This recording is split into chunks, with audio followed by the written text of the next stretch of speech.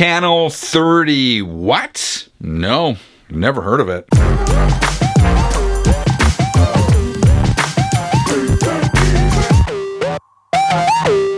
Hi, my name is Frank. It's Friday. That means it's time to kick back, relax, and talk music. It's a jam-packed Friday episode. But before I get to all the goodies, I want to show you a couple of new pieces of Channel 33 RPM merch. I use the word merch, and someone told me that they feel nauseous when they hear the word merch. So I don't know what else to call it.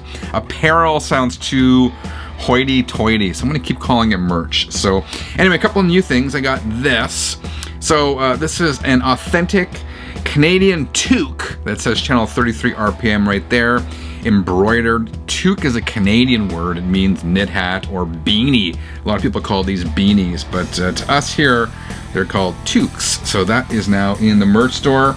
It's part of the fall and winter line apparel for you guys.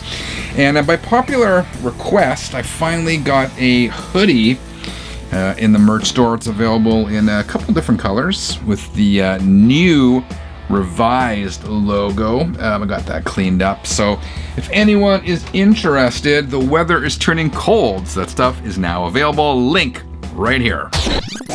It's time for the record of the week. As I said, this is a new segment I'm going to try on my Friday videos. I got a lot of, I think, cool records on the shelves behind me, and I kind of want to show a few of them to you. I'll see how it goes.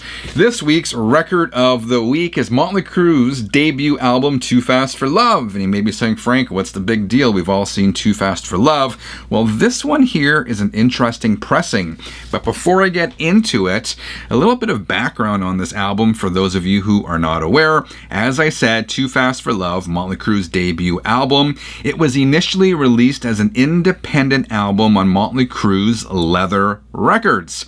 Later on, Motley Crue, of course, got signed by Elektra, and Elektra took that album and remixed it, and that's the version most of us are familiar with. But there's another version out there, being this one, that many people are not familiar with. Basically, as soon as Elektra signed Motley, they wanted to put them on the road, so they sent them up to do a Western Canadian tour, and of course they wanted product on the shelves.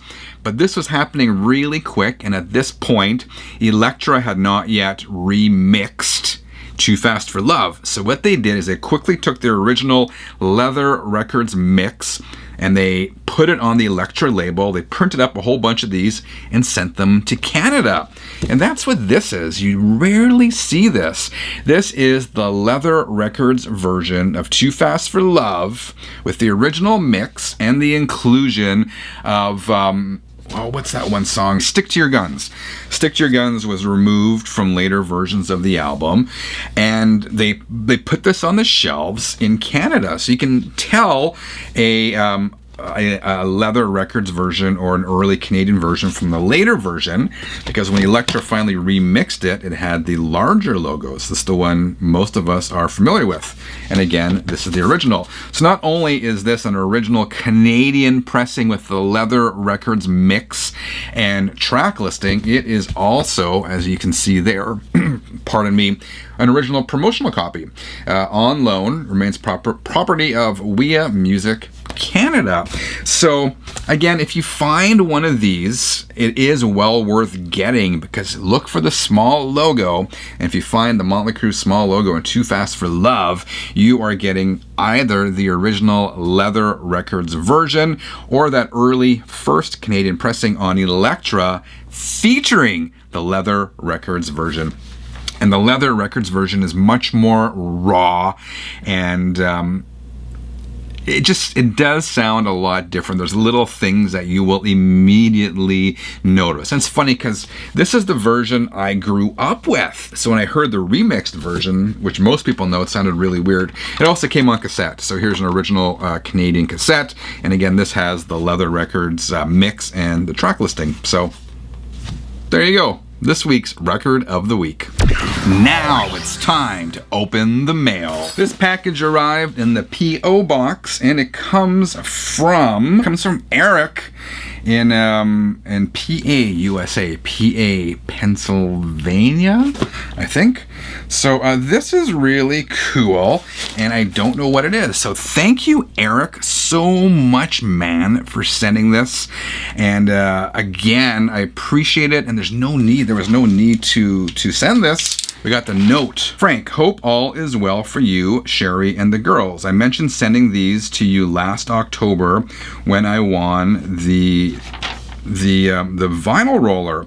Sorry it's taken a while to find some of these. Oh my gosh, never apologize. Again, it wasn't necessary to even send this, and I am honored and blown away and humbled that you did send it. Okay, so growing up in Baltimore and still living in the extremes of Baltimore's suburbs, 98 Rock has always been a part of my life. They always supported and played local bands, and from time to time put those albums out.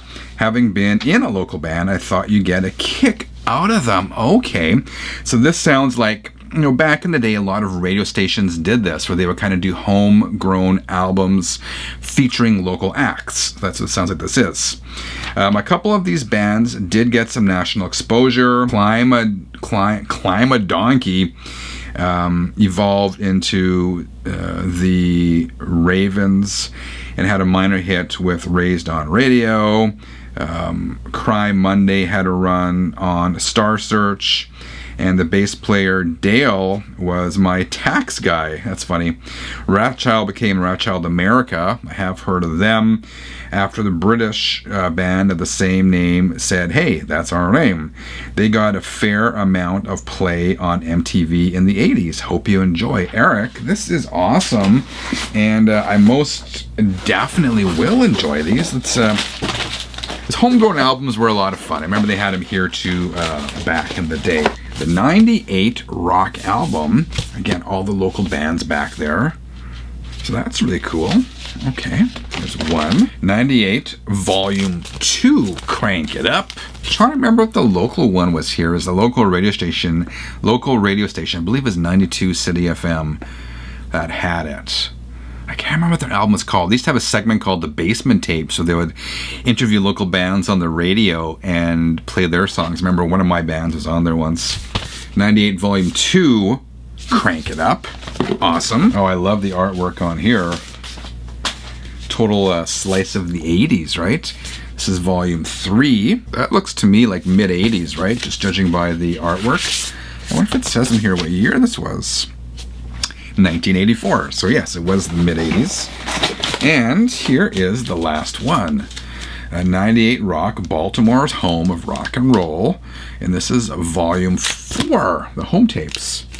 So this is awesome. Eric, I appreciate this, man. I love it. It's so fun to check out these sort of albums, right? And just the local bands from different parts of the world is a lot of fun. So I'm going to give these a spin. This will be my weekend listening. I absolutely love it. Thank you so much, man. You rock. All right, 33ers. Hope you dug this episode. If you did, I would appreciate a quick thumbs up. I'll be back again on Sunday. Until then, keep on spinning.